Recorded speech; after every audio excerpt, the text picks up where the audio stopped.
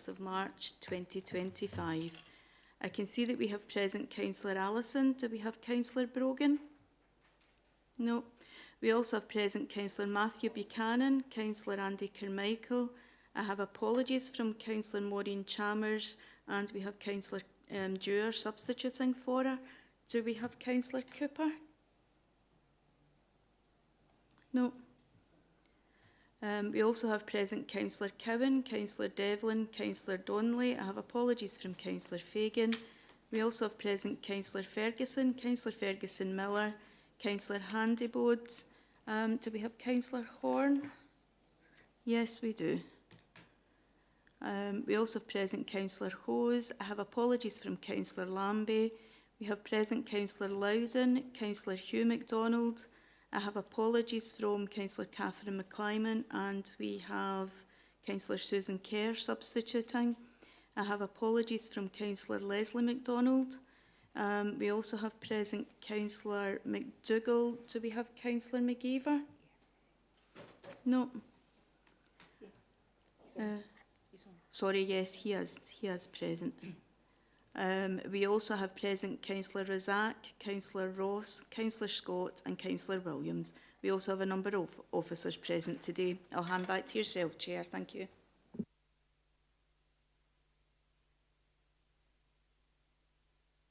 Of interest? Sorry, apologies. No, doesn't appear to be any declarations of interest. So we'll move to number 2. And that's the minutes of the previous meeting held on the 29th of January 2025. Can we ask that these can be approved as a correct record? Okay, thank you. Item number 3, minutes of the meeting of Appeals Panel held on the 22nd of January 2025, pages 11 to 12. Can these minutes be approved as a correct record? Agreed. Thank you. And items for monitoring. The first item for monitoring is the revenue budget monitoring, I'll spit that out, 2024-2025, pages 13 to 24 on your papers. And can I ask Lorraine to speak to the report? Thank you, Chair. Good afternoon, members. Item 4 then on page 13 is the first of the 2 routine financial monitoring reports for the current financial year covering revenue and capital, and they take us to the 24th of January 2025. So item 4 itself then is the revenue monitoring report for the year, and as noted in section 2, Appendix A provides you with a service analysis statement outlining the key highlights across each service of the resource, and Appendix B then goes on to provide the same information but on a budget category basis, so a subjective basis in terms of the kind of spend that we incur. Any variance explanations and proposed budget variants are shown where relevant in Appendices C to I across the services, and the appendices also show the actual spend to the 24th of January and the expected outturn forecast on spend and income at that date. Section 5 itself at the bottom of page 13 goes on to detail the financial implications specifically, and section 5.2 notes the results of the probable outturn exercise completed for the financial year. So that's the deeper dive, if you like, into our projected outturn for the year that's just about to end. The position noted is a forecast break-even position after approved transfers to reserves of £856,000. Now, those transfers are detailed in section 5.4 on page 14, and they relate to the Scottish Welfare Funding, which we received relatively late in the year and will carry that into next financial year. That's the element at that point in time that we don't expect to spend in the current year, but we'll carry it into next year to spend then. And also £106,000 of an underspend in grants to voluntary organisations, which is being set aside to support the grants budget as a result of the budget amendment into 25-26. Variants are noted across appendices C to I as appropriate in terms of any realignments of budgets across either budget categories or across services of the resource. And at that point, if I can refer you back to the recommendations in section 2 and ask that the projected break-even position on the 24-25 revenue budget for finance and corporate, detailed in Appendix B of the report, be noted, and that the proposed budget variants across the individual appendices are also approved. Thank you. Thank you very much. Are there any questions? No, doesn't appear to be any questions. Can we agree to the recommendations on page 13? Thank you.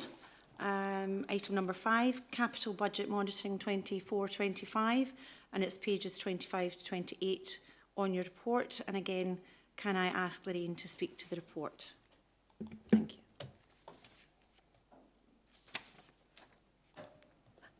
Thank you. Item 5 then on page 25 again is the 4th capital monitoring report for the current financial year, and it notes the budget of 3.086 million in section 3.2. There have been no changes to that budget since we last reported to this committee. Section 5.1 then gives you the substantive information in terms of the position for the current year. So in terms of section 5.2, we're noting a forecast for the year of 2.678 million. That was a position as at the 24th of January. We are working to try and maximise the spend, and I do think that we will get a bit more in terms of spend as we move towards the end of the financial year. But I'll give you an update on that when we next come to committee and we've tidied off the year-end position. As I said in section 5.2 there, we're just talking about officers maximising spend, and that's what we're working to achieve.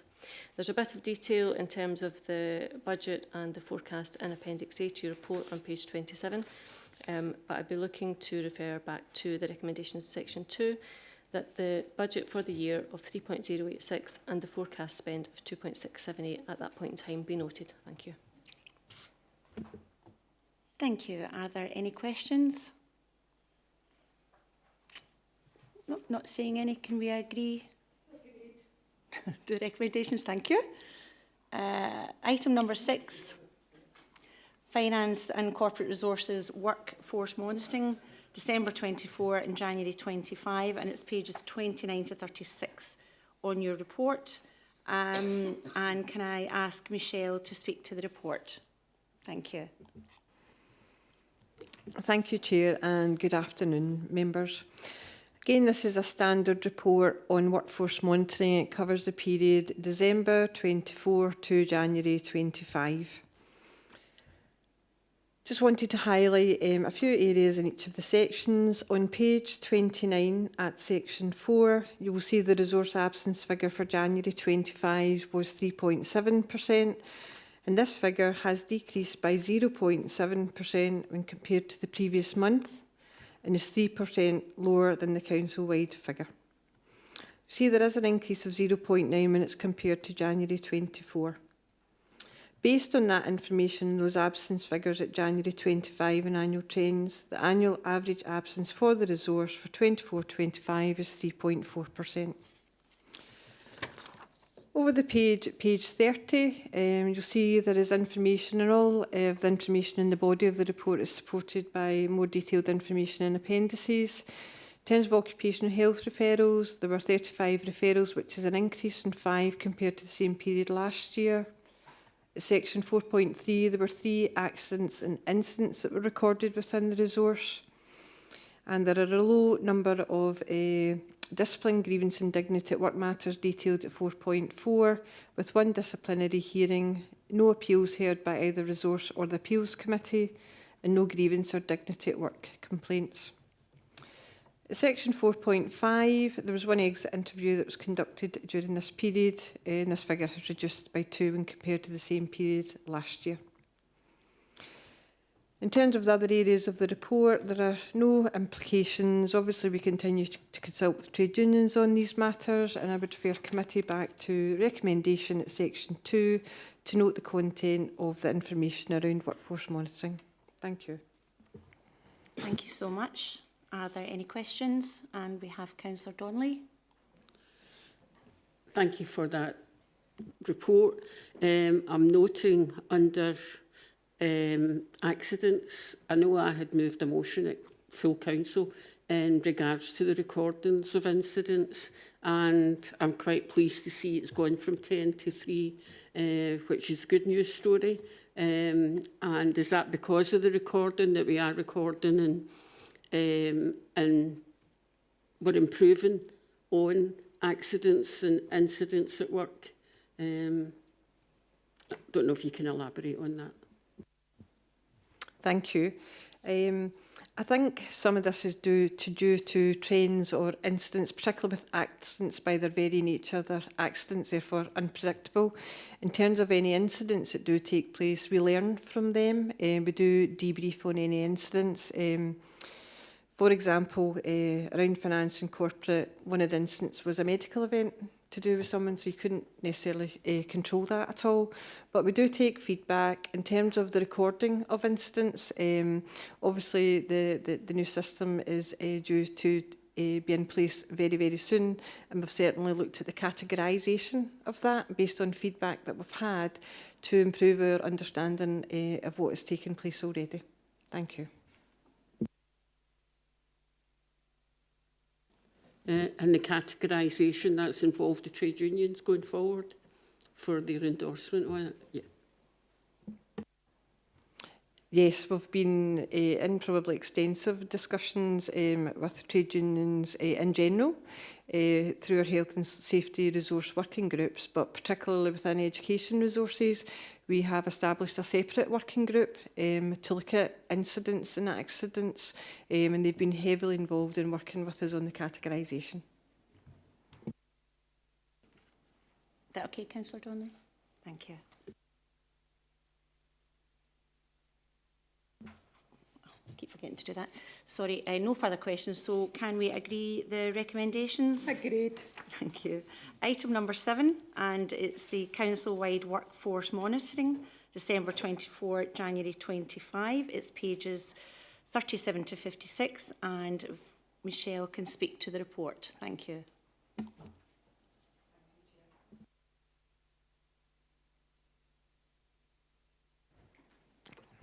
Similar to the previous report, this is a workforce monitoring report. This focuses on council-wide activity. So you'll see the data, and this is larger because we're looking at the whole council rather than a single resource. Again, I would say the body of the report is supported by information contained within the appendices. And just at the bottom of page 37, looking at the absence statistics information at section 4, the Council's absence rate for January 25, which is in Appendix 1, is 6.7%, which represents a decrease of 0.3% when compared to last month. The figure has increased by 0.6% when compared to January 24. You'll see there's a breakdown there for January 24 in terms of APT and C, where the absence rate had increased by 1%. And the teacher's absence rate had increased by 0.1%, and the manual workers figure had increased by 0.5%. Based on that, just at the bottom of the page, you'll see the average absence rate for the council for the financial year is 5.7%. Over the page, on page 38, you'll see a breakdown at the top of the page, just in terms of the reasons, the main reasons for absence. And you'll see 3 of those 4 areas detailed have increased and 1 is decreased, which was related to musculoskeletal. In terms of the occupational health information around the supports that the council offers to employees at section 5, during that period there were 304 employees referred for medical examination, which was an increase of 34, which is approximately 10–11%. And then 301 employees attended physiotherapy treatment, showing an increase of 16 when compared to the previous period. That's around 5% increase. And of the 301 employees who were referred, 66% of those remained at work whilst they were undertaking treatment. So that enabled them to stay at work while they were getting supported. In terms of the next bullet point, with 361 employees referred to the Employee Support Officer, that was an increase of 36 when compared to the same period last year, which is approximately 10%. Of the referrals made this period, 90% of employees stated that these related to personal reasons for them. You'll also see 62 employees were referred to PAM Assist counselling during this period, which was a decrease of 33 when compared to the same period last year. And there were 3 employees referred to cognitive behavioural therapy, which had a decrease of 9. So what you're seeing there is roughly the same amount of employees compared to the same period, and it's just a shift in terms of the types of supports that employees are actually accessing. In terms of accidents and incidents, you'll see that there's 170 incidents were recorded. 53 of these have been investigated and categorised, and 117 were in process. That's just to do the timing of writing the report and those activities being processed. There was 52 minor accidents and incidents. There was no accidents resulting in an absence lasting over 3 days, and there was 1 accident resulting in an absence lasting over 7 days. You'll see then at the top of page 39, there is information on the number of disciplinary hearings, appeals and cases, etc. That we have, we've been involved in. You'll see 39 of those cases of the 41 disciplinary hearings that did take place, action was taken in those circumstances. At section 8, you'll see that the annual labour turnover figure for the council is sitting at 3.8%. And then at 8.2, in terms of analysis of leavers and exit interviews, there was a total of 75 employees leaving the council that were eligible for an exit interview, which is a decrease of 32. And then there was 8 interviews, exit interviews conducted, which was a decrease based on the last period last year. So obviously recruitment monitoring information that we include in the report down at section 9, that gives us information on the number of applications that we had received and those who completed equal opportunities monitoring forms. And there's 3 areas highlighted there which shows the kind of conversion in terms of the number of applicants we have to those who were appointed. And for those applicants who declared themselves as disabled, 37 were appointed from the 197 that were shortlisted. In terms of those applicants who declared they were from a black and ethnic minority background, 9 were appointed from the 106 that were shortlisted. And then applicants who were veterans, 9 were appointed from the 20 that were shortlisted for interview. So in terms of the report, I would refer committee back to section 2 in terms of the recommendations to note the content of the report in terms of the workforce monitoring information that is included in that. Thank you. Thank you so much. And I can see we have a question from Councillor Gladys Miller. Hi there, thanks, Chair. Yeah, it's page 39, the recruitment monitoring. I mean, it's only December to January, and I'm really pleased at the figures. 37 for disabled candidates, given that the whole of 2024, there was only 24 candidates, and the whole of 2024. Black and ethnic minority, only 9. And I'm sure that'll catch up because I think there was about 30 something in 2024. Veterans, I can't believe it, 5. It's 4 more than the whole of 2024. So I'm really pleased about that. And I was wondering, you know, is some of the information, was some information held back due to the go live with Oracle Fusion? Because it's quite heightened numbers.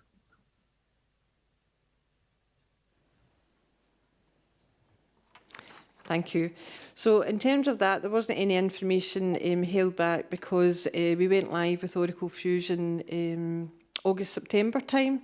So we had caught up in terms of the data and information.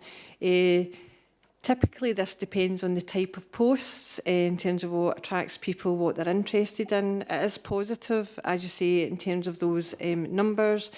And obviously we had issued an update and a briefing prior to the meeting on BME and veterans, and you'll see the activity that we're doing. We're also going to be working on an action plan through our EDI forum in terms of picking it up and formalising that. And we will agree through that any additional monitoring steps, any additional information we want to try and gather in terms of background information. And in terms of some of the groups, we're going to go back out to the groups as well in terms of getting feedback and again any other suggestions going forward. But the data is positive in this report. It is for a period of 2 months and it's always good to get that full year as well in terms of understanding the full picture. That's great. Thanks very much, Chair. Thank you. There's no further questions. So can I ask that we agree to the recommendations on page 37? Agreed. Okay, thank you. The next 3 items are for decisions. So item number 8, it's revenue collection and approval for write-offs, and it's pages 57 to 62 on your papers. And can I ask Craig Ferguson to speak to the report? Thank you. Thank you, Chair. So the report advises Committee of the Revenue Collection Performance to the end of January, gives an update in respect of the position of the Non-Domestic Rates Incentivisation Scheme, and also seeks approval for write-offs. Moving to section 4, the first table in Appendix 1 presents the collection performance for council tax, non-domestic rates and sundry debt. And for council tax, we're ahead of target, as is the case for non-domestic rates and also for sundry debt. Moving on to section 5, covering the arrears collection performance, council tax, non-domestic rates both currently ahead, with sundry debt a bit behind at the moment. Moving on to section 6, in terms of the non-domestic rates incentivisation scheme, the annual buoyancy target set by the Scottish Government for the Council for 24-25 is 0.9%, with buoyancy of December 0.76. So the tax base must achieve growth of more than 0.14% during the last quarter to secure additional income under the conditions of the scheme. Section 7 provides the details for committee's consideration in respect of proposals for write-offs, covering the usual headings of council tax, non-domestic rates and also sundry debt. Appendix 2 providing a further breakdown of the over categories for sundry debt. We refer committee back to the recommendations and the performance and the collection of revenue be noted, the current position in respect to the incentivisation scheme be noted, and also the rest are listed at bullet point 3 be approved. Thank you, Chair. Thank you so much. Are there any questions? I'm not seeing any questions at all. Can we therefore agree the recommendations on page 57? Agreed. Thank you. Item number 9, consultation on universal credit, mitigation of the 2-child limit, and that's pages 63 to 68. And again, can I ask Craig to speak to the report? Yep.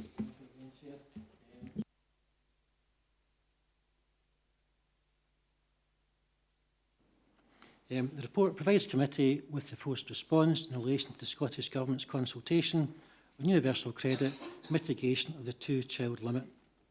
Section 3 sets out the background. This is a consultation led by Scottish Government Social Security Directorate. It looks how the Scottish Government can mitigate the effects of the universal credit 2-child cap in Scotland. The deadline for responses is the 18th of April. Universal credit is a UK benefit administered by the Department of Work and Pensions. It's a means-tested benefit and it has got a separate child element where individual or family are responsible for a child. However, the UK Government only apply or pay a child element for the first 2 children in the household when any subsequent children were born after the 6th of April 2017, except in limited circumstances. At 3.6 refers to the work of the Scottish Fiscal Commission. They estimate in April 2024 there were 32,000 children in Scotland where there was no universal credit child element paid for them because of the 2-child cap. And of course that number is expected to increase as more children are born each year. On the 4th of December, the Scottish Government set out plans to mitigate the 2-child cap in Scotland as part of the annual budget statement to the Scottish Parliament. The proposal is to pay an amount equal to the universal child element for each third and subsequent child impacted by the 2-child cap.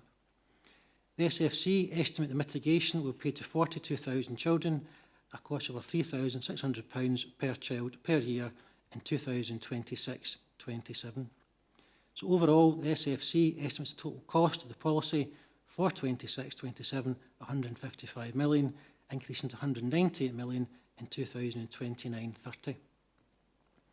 Section 4 summarises the main elements of the response proposed from South Lanarkshire Council. Overall, we support the Scottish Government taking steps to mitigate the 2-child cap in universal credit through the creation of a standalone top-up benefit administered and paid by Social Security Scotland.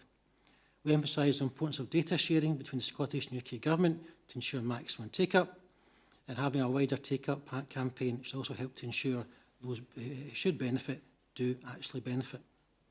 We also make the point the UK and Scottish Government should disregard any payment of the top-up benefit for the purpose of calculating any other entitlement to other means-tested benefits. And we also suggest it should be considered where the top-up payment should be able to those guardians of kinship children when the current universal credit rules do not qualify for any child element in universal credit.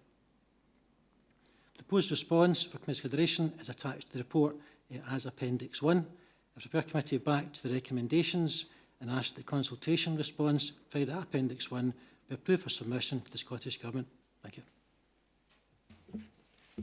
Thank you. And I see we have got questions. Councillor Andrea Cowan.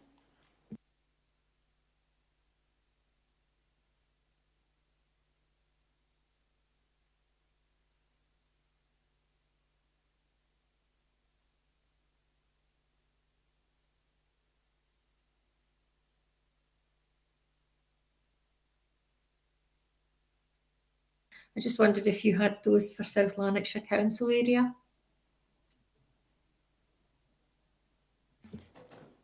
Sorry, Andrea, can you possibly repeat the question? Yeah. Can you hear me now? Yes, we can. Yeah, thank you. Thanks, Chair. So I was just asking Craig if he could, if you had those figures in the report that are covering Scotland. I wondered if you had any figures for South Lanarkshire specifically in terms of numbers of children and households who are affected by the two-child cap. I haven't got the information to hand, Councillor, but what I can do is refer back to the work done by the Scottish Fiscal Commission and see if that detail exists within the research that they've done that supports the cost estimates included in the report. So I'll come back to committee with an update in respect of that. Great, thanks very much.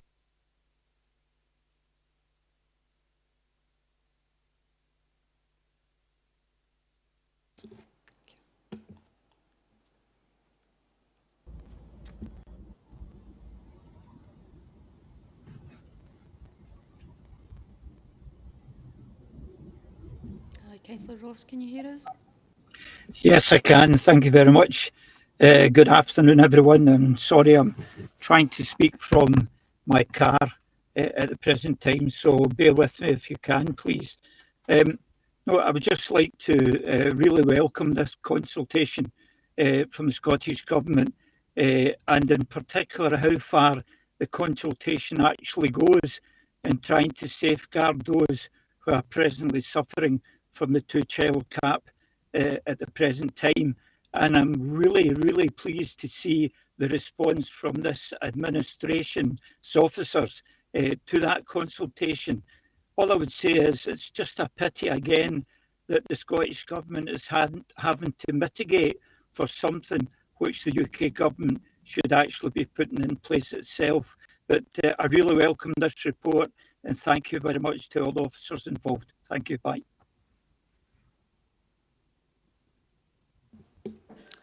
Thank you. No further questions? No, can we agree the recommendations on page 63? Thank you. Item number 10, and it's Finance and Public Administration Committee, calls for views on the Scottish budget processes in practice, and that's pages 69 to 76. And if I can ask Lorraine to speak to the report. Thanks, Chair. Item 10 then on page 69 is, as you say, the call for views on the Scottish Government's budget process. In section 3, we're providing a bit of background there for you. And in section 3.2 specifically notes the 4 objectives that underpin the Scottish Government's budget process as they see it. The call for views was issued back in mid-February, and officers have pulled together a response which is due back to the Government today, actually. Section 4 then notes that the call for views is in 5 parts. The full response that we're proposing this afternoon is in Appendix 1 to your report, but from section 4.2 onwards, we're commenting there on the kind of main areas that we are looking to raise as part of the consultation response. Specifically, I suppose the positive aspects that we're looking to highlight in relation to the budget process last year, we're noting specifically the Scottish Government's engagement with COSLA in relation to the dialogue and communication that took place in the run-up to the budget being set, and also noting the Scottish Government's commitment to progress the positive work that's been undertaken to date. There was improved transparency through the budget process, and again, as officers, that's welcomed, and as is the Scottish Government's understanding of the challenges that local government are facing. That said, we do feel it appropriate to note some policy challenges that are being faced by councils in relation to the most recent budget process. And one of those is the uncertainty and lack of detail surrounding the teacher numbers position, and also the fact that a specific policy area in relation to the employer's national insurance increase wasn't fully funded. As I said, the response is included in Appendix 1 in full, and I'll be looking to refer members back to the recommendations in Section 2 and ask that the contents of the report and the proposed response are noted, and that the full consultation response in Appendix 1 be approved for submission to the Scottish Government this afternoon. Thank you. Thank you. Are there any questions? I can see actually Katie, Councillor Loudon. I'm not sure if you were trying to come in the last question, but you didn't come in until a bit later. No, it was on this item. Thanks, Thank Chair. Okay, thank you, Chair, and thanks, Lorraine, for that report as well. So can I just double check? So that this is going to be submitted after this committee, Lorraine, because it was due today? Yes, Councillor, that's correct. Okay, great, thanks. Could I have a supplementary then, please, Chair? Okay, yep.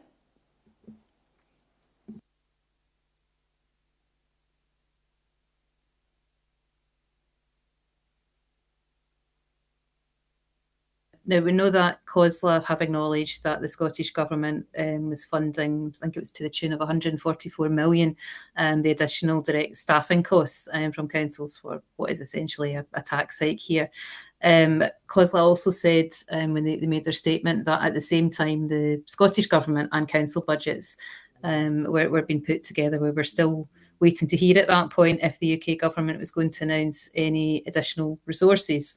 Because we know all along that there were aspects of the mitigation that the UK Government were going to give the Scottish Government that weren't included. So our contracted out public services, the third sector, how we work in partnership, and so on.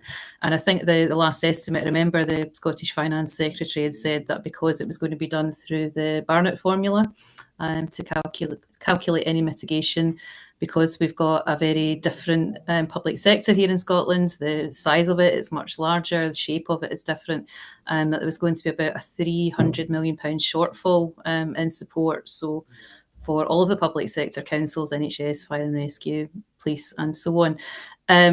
Obviously the spring statement, the UK Chancellor made the spring statement today, and I've had a quick scan over that and I can't see anything jumping out at me to say that there's anything more coming for the public sector in terms of mitigation. So I understand, based on the COSLA statement, why we have that in there, but I'm a wee bit uncomfortable with the council making a statement without any extra context, which recognises that the Scottish Government are essentially sitting on a £3 million black hole here because of this very issue through no fault of their own.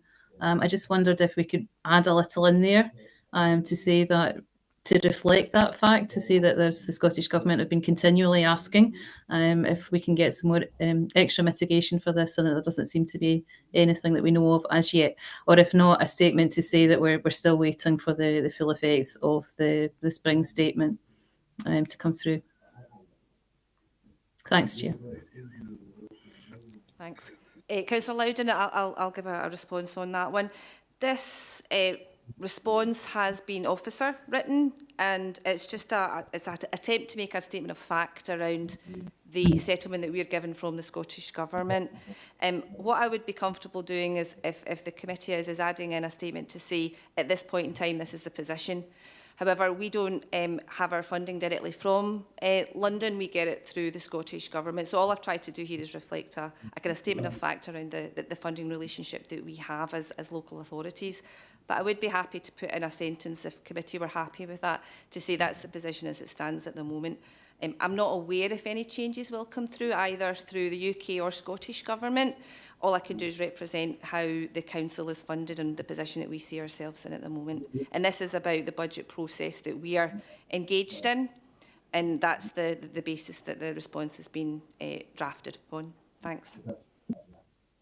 Okay, that's a wee bit disappointing, but I understand. Sorry, we have lost Councillor Loudon.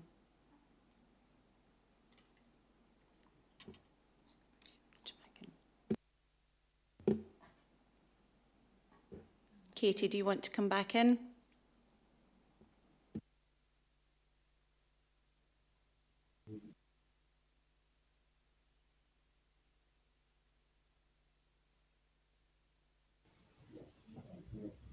I think I'm connected again, Chair, am I? Yes, you're back. Thank you. Okay, thank you. No, sorry, I was disconnected when I started to respond.